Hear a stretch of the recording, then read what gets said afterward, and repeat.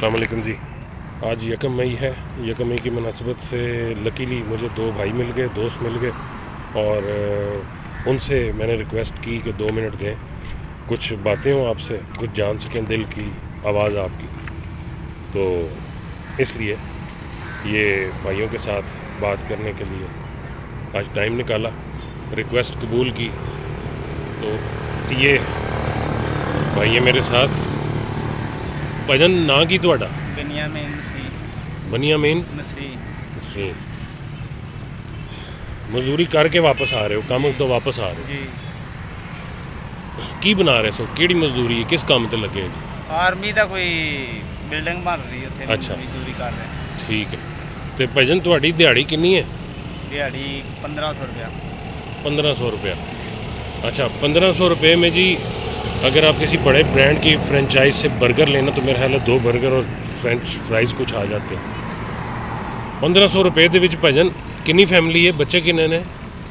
4 ਇੱਥੇ ਨੇ ਸਾਰੇ? ਜੀ। ਖਰਚੇ ਨਿਕਲ ਆਉਂਦੇ ਨੇ ਸਕੂਨ ਨਾਲ? ਮੁਸ਼ਕਲ ਹੈ ਮੁਸ਼ਕਲ ਹੋਇਆ ਜੀ। ਹੁਣ ਮੁਸ਼ਕਲ ਹੈ, ਪਹਿਲਾਂ ਵੀ ਸੀ? ਪਹਿਲੇ ਵੀ ਮੁਸ਼ਕਲ ਸੀ, ਹੁਣ ਜ਼ਿਆਦਾ ਮੁਸ਼ਕਲ ਹੋ ਗਿਆ। ਹੁਣ ਜ਼ਿਆਦਾ ਹੋ ਹੁਣ ਜ਼ਿਆਦਾ ਹੋ ਗਿਆ, ਮਹਿੰਗਾਈ ਜ਼ਿਆਦਾ ਹੋ ਗਈ ਨਾ, ਹਾਂ। ਇਸ ਲਈ ਜ਼ਿਆਦਾ ਹੋ ਗਿਆ। ਰੋਜ਼ ਦੀ ਮਹਿੰਗਾਈ ਵੱਧ ਜਾਂਦੀ ਹੈ, ਤੇਲ ਰੋਜ਼ ਵੱਧ ਜਾਂਦਾ ਹੈ। ਹੁਣ ਤੁਸੀਂ ਇਹ ਪੈਸੇ ਜਿਹੜੇ ਮਿਲਦੇ ਨੇ ਘਰ ਚਲਾਉਣ ਤੇ ਜ਼ਰੂਰੀ ਚੀਜ਼ਾਂ ਹੀ ਖਰੀਦਦੇ ਹੋ ਜਾਂ ਹੁਣ ਕੋਈ ਅਯਾਸ਼ੀ ਪ੍ਰੋਗਰਾਮ ਵੀ ਚੱਲ ਪੈਂਦਾ? ਨਹੀਂ ਬਾਹਰ ਰਾਸ਼ਨ ਪਾਣੀ ਨਹੀਂ ਪੂਰਾ ਹੁੰਦਾ ਤੇ ਜ਼ਰੂਰੀ ਚੀਜ਼ਾਂ ਮੁਸ਼ਕਲ ਹੋਈ। ਮੁਸ਼ਕਲ ਹੋ ਗਈ। ਬੱਚਿਆਂ ਨੂੰ ਪੜ੍ਹਾ ਰਹੇ ਜੇ? ਬੱਚਿਆਂ ਨੇ ਯਾਨੀ ਕਿ ਥੋੜੇ ਪੜ੍ਹੇ ਨੇ, 5-4 ਹੀ, ਜ਼ਿਆਦਾ ਨਹੀਂ ਪੜ੍ਹਾਇਆ? ਵਜ੍ਹਾ? ਬਸ ਇੰਨੀ ਆਮਦਨੀ ਨਹੀਂ ਹੈ। ਉਹ ਕੰਮ ਤੇ ਲਾ ਲਿਆ ਜਾਂ ਕੀ ਕੀਤਾ ਬੱਚਾ? ਨਹੀਂ, ਉਹ ਬੱਚੇ ਘਰ ਹੀ ਹੈ, ਛੋਟੇ ਮਤਲਬ ਨੇ। ਉਹਦੀ ਵਜ੍ਹਾ ਵੀ ਪੈਸਾ ਬਣਦਾ? ਹਾਂਜੀ, ਪੈਸਾ ਬਣ। ਅੱਛਾ, ਹੁਣ ਭਾਈਜਾਨ ਇਹ ਦੱਸੋ ਕਿ ਅੱਜ ਦੇ ਦੌਰ 'ਚ ਜਿਹੜੀ ਹੁਣ ਜ਼ਿੰਦਗੀ ਗੁਜ਼ਾਰ ਰਹੇ ਜੇ, ਮੁਸ਼ਕਲ ਹੋ ਗਈ ਹੈ। ਅੱਲਾਹ ਕੋਲੋਂ ਜਿਹੜੀ ਦੁਆ ਮੰਗਦੇ ਹੋ, ਕੀ ਮੰਗਦੇ ਹੋ ਅੱਜ ਕੱਲ੍ਹ? ਬਸ ਖੁਦਾ ਕੋਈ ਮੰਗੀ ਦਾ ਕਿ ਅਕਲ ਦਿਨਾਈ ਦੇਈ, ਤੇ ਖੁਦਾ ਨੇ ਸਾਡੇ ਬਾਈਬਲ ਮੁਕੱਦਸ 'ਚ ਲਿਖਿਆ ਹੈ ਕਿ ਖੁਦਾ ਨੇ ਵਾਅਦਾ ਕੀਤਾ ਕਿ ਮੈਂ ਤੁਹਾਨੂੰ ਰੋਜ਼ ਦੀ ਰੋਟੀ ਦੇਵਾਂਗਾ, ਤੇ ਖੁਦਾ ਦੇ ਰਿਹਾ ਰੋਜ਼ ਦੀ ਰੋਟੀ ਗੁਜ਼ਰ ਰਹੀ ਜੀ। ਆਮ ਆਸ-ਪਾਸ ਲੋਕ ਜਿਹੜੇ ਹੈਗੇ ਨੇ, ਜੀ ਨਾਲ ਜਿਹੜੇ ਰਹਿੰਦੇ ਨੇ ਜਾਂ ਨਾਲ ਜਿਹੜੇ ਚੱਲਦੇ ਨੇ, ਬੋਲਦੇ ਨੇ, ਉਹਨਾਂ ਦਾ ਕੀ ਕਹਿੰਦੇ ਹੋ? ਉਹ ਜ਼ਿੰਦਗੀ ਜਿਹੜੀ ਤੁਹਾਡੀ ਮੁਸੀਬਤਾਂ ਹੈਗੀਆਂ ਨੇ, ਕੋਈ ਪੁੱਛਦੇ ਤੇ ਅਸੀਂ ਸਾਰੇ ਇੱਕ ਦੂਜੇ ਨੂੰ ਕੀ ਹਾਲ ਹੀ, ਫਿਰ ਉਹ ਦੱਸਦਾ ਬੁਰੇ ਹਾਲ ਹੈ, ਫਿਰ ਅਸੀਂ ਵੱਖਰੇ ਹੋ ਕੇ ਕਿਸੇ ਹੋਰ ਨੂੰ ਵੇਖਿਆ ਹੀ ਬੁਰੇ ਹਾਲ 'ਚ। ਮੈਂ ਇਹਨੂੰ ਯਾਨੀ ਕਿ ਸਮਝਾਇਆ ਇੰਨੀ ਆਮਦਨ ਨਹੀਂ ਹੈ, ਜੇ ਕੋਈ ਪੁੱਛ ਲੈ ਗੁਜ਼ਾਰ ਦੇਈ ਤੇ ਉਹਨੂੰ ਮੁਸ਼ਕਲ ਹੋ ਜਾਂਦਾ ਹੈ ਕਿ ਇਹਦਾ ਕਿ ਆਪਣਾ ਹੀ ਨਹੀਂ ਸਰਕਟ ਚੱਲਦਾ, ਤੇ ਤੈਨੂੰ ਕਿੱਥੋਂ ਦੇਈਏ ਉਧਾਰ। ਮੁਸ਼ਕਲ ਹੋ ਗਿਆ ਕੰਮ। ਮਤਲਬ ਮੁਆਸ਼ਰਾ ਨਾਲ ਨਹੀਂ ਦਿੰਦਾ, ਹੁਣ ਸਾਥ ਨਹੀਂ ਦਿੰਦਾ, ਨਹੀਂ, ਡਾਡਾ ਹੋਈ ਉਹ ਵੀ ਜੋ ਡਾਡਾ ਹੋਈ ਜਾ। ਡਾਡਾ ਹੋ ਗਿਆ ਇਸ ਤਰ੍ਹਾਂ ਹੀ। ਇਹ ਘੁੰਮਤਾਂ ਬਦਲਦੀਆਂ ਨੇ। ਜਦੋਂ ਆਣੀ ਹੋਏ ਤੇ ਸਾਨੂੰ ਕਹਿੰਦੇ ਨੇ ਵੇਖੋ ਤੁਸੀਂ ਆਣ ਦਿਓ, ਅਸੀਂ ਆਟਾ ਵੀ ਦੇਵਾਂਗੇ, ਰੋਟੀ ਵੀ ਸਾਰਾ ਦੇਵਾਂਗੇ, ਕੁਛ ਹੀ ਮਕਾਨ ਵੀ ਕਰਾਂਗੇ। ਦੇਵਾਂਗੇ। ਸਾਰਾ ਕੁਛ ਹੀ ਕਰਾਂਗੇ, ਕਰਦੇ ਕੁਛ ਹੀ ਨਹੀਂ, ਕਿਸੇ ਨੇ ਕੁਛ ਨਹੀਂ ਕੁਛ ਹੀ ਨਹੀਂ ਕੀਤਾ। ਹੁਣ ਅੱਜ ਕੱਲ੍ਹ ਦੇ ਕੀ ਹਾਲਾਤ ਹੈਗੇ? ਅੱਜ ਕੱਲ੍ਹ ਦੇ ਬੜੇ ਸਖਤ ਹਾਲਾਤ ਹੋ ਗਏ ਨੇ, ਮੁਸ਼ਕਲ ਹੋ ਗਿਆ। ਇਹਨਾਂ ਵੱਲੋਂ ਕੋਈ ਨਜ਼ਰ ਆਂਦਾ ਘੁੰਮਤਾਂ ਵੱਲੋਂ ਕਿ ਫ੍ਰੀ ਨਾ। ਤੁਹਾਨੂੰ ਬੱਚਿਆਂ ਨੂੰ ਤਾਲੀਮ ਫ੍ਰੀ ਕੁਛ ਕਰਦੇ ਵੀ ਨੇ? ਨਹੀਂ, ਕੁਛ ਵੀ ਨਹੀਂ, ਕੋਈ ਹਸਪਤਾਲ ਫ੍ਰੀ ਲੱਭਦਾ ਜੇ ਚੰਗਾ ਇਲਾਜ ਹੋ ਜਾਏ? ਕੁਛ ਵੀ ਨਹੀਂ। 500 ਦਾ ਆਟਾ ਲਈਦਾ ਇੱਕ ਦਿਨ ਲੰਘਦਾ। ਤੇ ਇੰਨੀ ਸਬਜ਼ੀਆਂ ਦੇ ਰੇਟ ਕਿੱਥੇ ਪਹੁੰਚੇ? ਸਬਜ਼ੀਆਂ ਦੇ ਸਮਾਨ ਨੂੰ ਛੂਣ ਦੇ ਨੇ, ਇੰਨੀ ਮੁਸ਼ਕਲ ਹੋ ਗਈ ਹੈ। ਰਮਜ਼ਾਨ ਕਿਵੇਂ ਗੁਜ਼ਾਰਿਆ ਜੇ? ਬੜੀ ਮੁਸ਼ਕਲ। ਫਲ ਖਾਂਦੇ ਸਜ ਨਹੀਂ ਬੱਚੇ? ਨਹੀਂ, ਬੱਚੇ ਵੀ ਫਲ ਨਹੀਂ ਖਾਂਦੇ? ਰਮਜ਼ਾਨ ਹੀ ਕੀ ਕੀਤਾ, ਕੀ ਖਾ ਕੇ ਕੀਤਾ ਜੀ? ਕੁਛ ਵੀ ਨਹੀਂ, ਮਹਿੰਗਾਈ ਬੜੀ ਜ਼ਿਆਦਾ ਹੈ। ਇੱਕ ਦਿਨ ਖਰਬੂਜੇ ਪੁੱਛਿਆ ਸੀ 200 रुपये किलो, पहले रमज़ान ले फिर नहीं ले, मुश्किल हो गया। ये मुझे मेरे भाई ने मुझे कहा जी कि की ਪੁੱਛੋਗੇ? ਮੈਂ ਇਹਨਾਂ ਨੂੰ ਕਿਹਾ ਜੀ ਬੜੇ ਆਸਾਨ ਸਵਾਲ ਪੁੱਛਾਂਗਾ। ਮੈਂ ਤੁਹਾਨੂੰ ਪਹਿਲਾਂ, ਮੈਂ ਕਦੇ ਵੀ ਕਿਸੇ ਨੂੰ ਦੱਸਦਾ नहीं कि मैं की पूछांगा, क्योंकि फिर गल दिल तो नहीं निकलती। मैं इस बंदे को नहीं जानता, मुझे ये सिर्फ रास्ते से मिला, लेकिन इसके चेहरे पे ना जो तकलीफ़ जो ये बता नहीं सकता, जो हम बहुत सारे पाकिस्तानी बता नहीं सकते। हमारी एक मजबूरी ये है कि हमें 70 सालों से या हमारी सारी तारीख में बताया जाता है तुम मर्द हो, तुमने रोना भी नहीं है किसी के सामने, तुमने अपनी तकलीफ़ उस तरह बयान भी नहीं करनी जिस तरह औरतें शुरू हो जाती हैं। ये क्या करे? लेकिन ये इसका चेहरा बता रहा है ये किस ज़िंदगी किस हाल में गुजार है।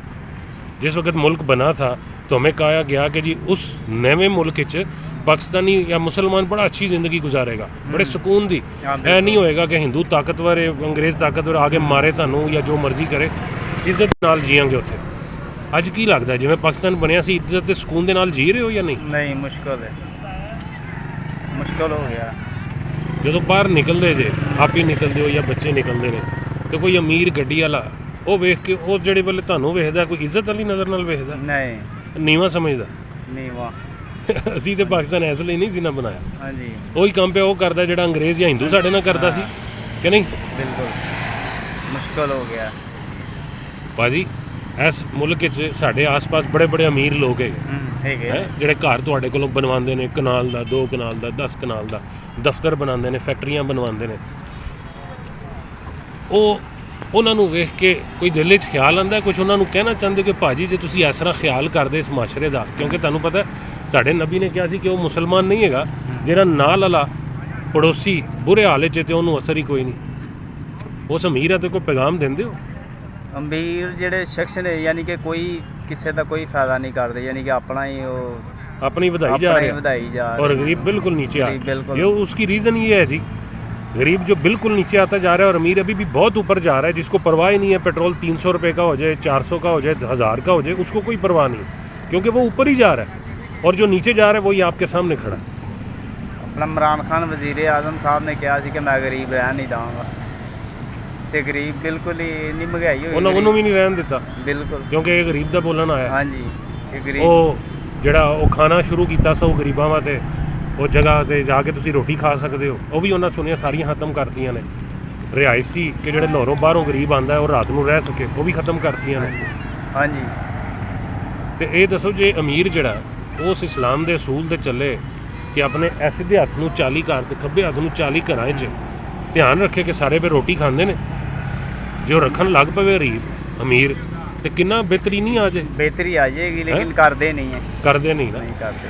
ਉਹ ਜੇ ਸਾਰੇ ਅਮੀਰ ਇੰਝ ਕਰਨ ਲੱਗਣ ਕਿ ਉਹ ਆਪੀ ਲੱਭਣ ਤੇ ਗਰੀਬਾਂ ਦਾ ਖਿਆਲ ਕਰਨ ਤੇ ਉਹ ਕਰਦੇ ਕਰਦੇ ਉਹ ਗੁਰਬਤ ਹੀ ਮੁੱਕ ਜਾਏ, ਗਰੀਬ ਮੁੱਕ ਜੇ ਰਹੇ ਹੀ ਨਾ। ਤੇ ਗੁਰਬਤ ਮੁੱਕ ਹੀ ਨਹੀਂ ਰਹੀ, ਗੁਰਬਤ ਵੱਧ ਰਹੀ ਹੈ, ਮਜ਼ੀਦ ਹੋਰ ਵੱਧ ਰਹੀ ਹੈ, ਖਤਮ ਨਹੀਂ ਹੋ ਰਹੀ। ਚਾਹੀਦਾ ਕਿ ਜਿਹੜੇ ਸਾਡੇ ਰਹਿਨਮਾਨ ਇਹਨਾਂ ਨੂੰ ਚਾਹੀਦਾ ਕਿ ਖਤਮ ਕਰਨੀ, ਮਿਲ ਕੇ ਕਰਨੀ। ਜਿਹੜਾ ਥੱਲੇ ਵਾਲਾ ਉਹਨੂੰ ਵੀ ਚਾਹੀਦਾ ਦੇਖਣਾ, ਉਹਨੂੰ ਕੋਈ ਦੇਖਭਾਲ ਨਹੀਂ ਕਰਦੇ।